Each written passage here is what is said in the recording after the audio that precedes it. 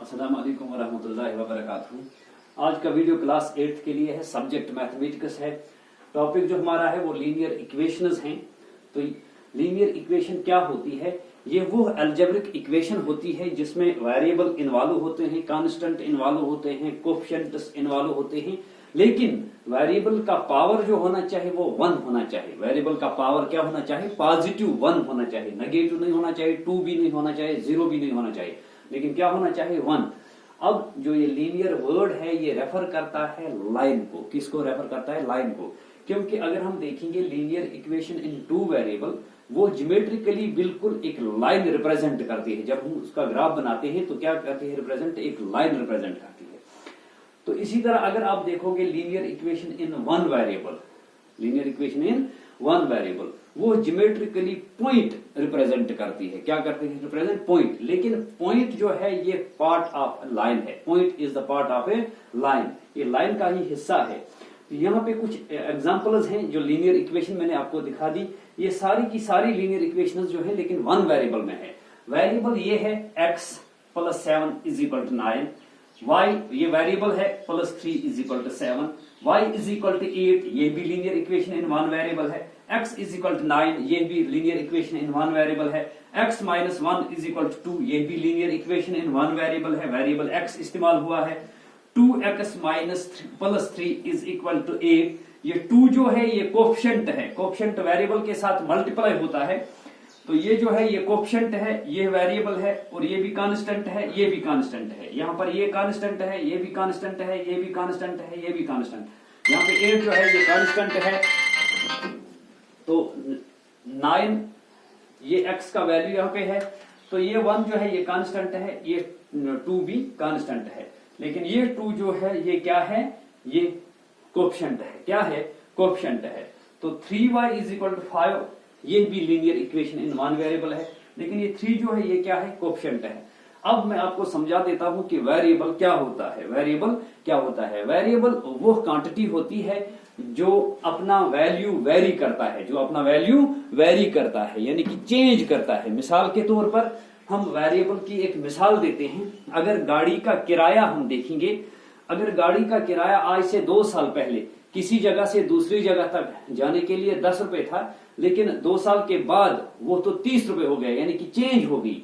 अगर पेट्रोल का दाम कम हो गया तो वो किराया भी कम हो जाएगा। तो इसका मतलब ये हुआ किराया कभी ज्यादा होता है, कभी कम हो जाता है। तो ये एक ही जगह नहीं रहता है। मिसाल के तौर पर अगर 10 रुपए किसी जगह को जाने के लिए किराया है, लेकिन वो 10 रुपए हमेशा के लिए नहीं रहेंगे, या तो वो कभी कम हो जाएंगे या ज्यादा हो जाएंगे।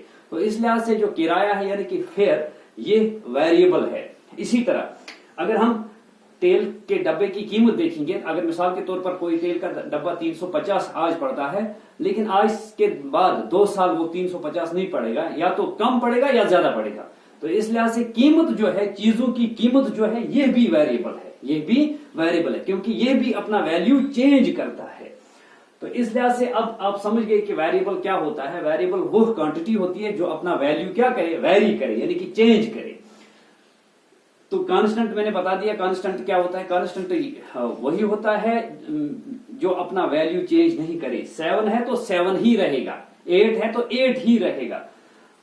तो ये कुछ एग्जांपल्स थी लीनियर इक्वेशन इन 1 वेरिएबल की। तो समझा दिया मैंने लीनियर इक्वेशन क्या होती है। वो है अलजेब्रिक एक्सप्रेशन जिसमें कोएफिशिएंट्स वेरिएबल इन्वॉल्व होते हैं, कांस्टेंट इन्वॉल्व होते हैं, लेकिन पहले वो क्या होनी चाहिए? इक्वेशन होनी चाहिए। तो अलजेब्रिक इसलिए इसको कहते हैं क्योंकि इसमें वेरिएबल इस्तेमाल होते हैं, इसमें वेरिएबल इस्तेमाल होते हैं, कांस्टेंट इस्तेमाल होते हैं, कोएफिशिएंट्स इस्तेमाल होते हैं, इसलिए इसको अलजेब्रिक कहते हैं। लेकिन हर अलजेब्रिक इक्वेशन लीनियर नहीं होती है जब तक न उनके वेरिएबल्स का पावर जो होगा वो क्या होना चाहिए? +1। तो यहाँ पे जो y है इसका पावर 1 है, ये y इसका भी पावर 1 है, क्योंकि जिसका पावर नहीं लिखा गया होता है उसका पावर 1 होता है। तो इस x का पावर भी 1 है, तो इस x का पावर भी 1 है। लेकिन वेरिएबल क्या क्या हम इस्तेमाल करते हैं? हम इंग्लिश लेटर्स इस्तेमाल करते हैं। मैंने यहाँ पे x और y इस्तेमाल किया, w z इस्तेमाल कर सकते हैं, a b इस्तेमाल कर सकते हैं स्मॉल में, या p q r s t जो भी आ जाए वो हम इस्तेमाल कर सकते हैं। लेकिन अक्सर व बेशतर इस्तेमाल किया जाता है कौन सा? X Y and Z, X Y and Z, मगर ये जरूरी नहीं है, कोई भी वेरिएबल हम इस्तेमाल कर सकते हैं। तो ये थी linear equation in one variable की इंट्रोडक्शन थोड़ी सी। तो मैंने आपको दिखा दिया कि ये सारी की सारी जो है ये linear equation in one variable है। अब हम आपको बता देते हैं क्वेश्चन अगर हमारा होगा तो किस तरह होता है जब हम सॉल्व करते हैं लीनियर इक्वेशन को। मिसाल के तौर पर अगर यही क्वेश्चन हमें सॉल्व करना होता,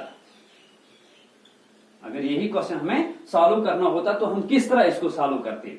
ये देख लीजिए क्या होता है। हम कहते हैं यहां पे x is equal to 9 minus 7 और x इज इक्वल टू 9 में से 7, तो वो आंसर आ गया 2। हम सारे लोग यही कहते हैं कि ये 7 जो है उधर चला जाता है, प्लस वाला उधर चला जाता है, माइनस हो जाता है। नहीं, ये एक शॉर्ट ट्रिक है, लेकिन 7 उधर नहीं चला जाता है। तो ये किस तरह असल में होता है, तो ये देख लीजिए किस तरह असल में ये होता है। ये देख लीजिए, हमें इस इक्वेशन को सॉल्व करना है तो इसका मतलब हमें ये निकालना है कि वेरिएबल का वैल्यू, इसमें वेरिएबल क्या है, x है, तो x का वैल्यू निकालना है, x का वैल्यू निकालना है। तो किस तरह हम निकालने की कोशिश करेंगे, इज इक्वल टू के बाएं साइड में, ये जो इक्वलिटी की सिंबल है इसके बाएं साइड में मुझे x रहना चाहिए। क्या रहना चाहिए, x रहना चाहिए। तो देखते हैं किस तरह रहेगा ये x। इसमें x के साथ क्या है, +7 है, ये +7 हटना चाहिए। तो किस तरह हटेगा, किस तरह हटेगा।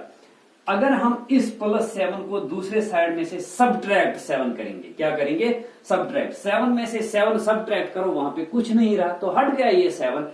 लेकिन इक्वेशन की खासियत ये है, जो आप इज इक्वल टू के बाएं साइड में करोगे, यानी कि इक्वलिटी के बाएं साइड में करोगे, अगर आप ऐड करोगे 8 तो इस दाएं साइड में भी 8 ऐड करना है। अगर आप 8 इस बाएं साइड में सबट्रैक्ट करते हो तो इस दाएं साइड में भी 8 को सबट्रैक्ट करना है। यानी कि जो आप दाएं साइड में कर रहे हो वही आपको बाएं साइड में जो कर रहे हो वही दाएं साइड में करना है, ताकि इक्वेशन फिर बैलेंस्ड रहे। ठीक है, तो ये है r(x + 7 - 7) कीजिए इज इक्वल, आपने इस साइड में क्या किया, सबट्रैक्ट किया 7, अब इस साइड में भी सबट्रैक्ट कीजिए 7, ताकि इक्वेशन फिर बैलेंस रह जाए।